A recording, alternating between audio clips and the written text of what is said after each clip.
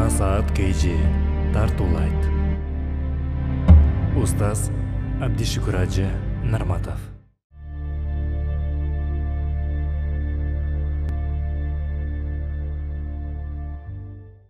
Аби Умама деген сахаба Аллах Тааланан разы болсын.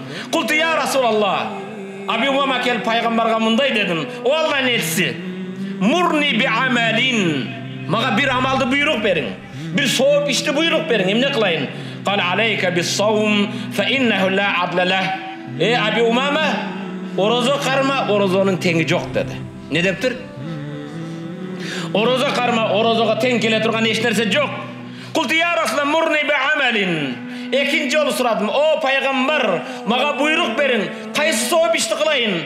Алейка би саум фа иннаху ла адла лах. Сен ораза қармағын, оразаның теңі жоқ. Пайғамбар факана Аби Умама, Абу Умама пайғамбардан бұл сөз ұққаннан кейін ла юра фи байти духан, анын үйінде еш қачан түтін шығып от жағылбайды екен. Егер Абу Умаманың үйінде от жағылып түтін шығып қалса, анын үйіне қонақ келді дейді екен. Дайым ораза қармаған сахаба екен.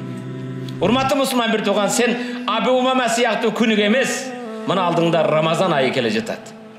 Рамазанға қандай даярдығыңыз бар? Иншалла ораза қармайсың ба?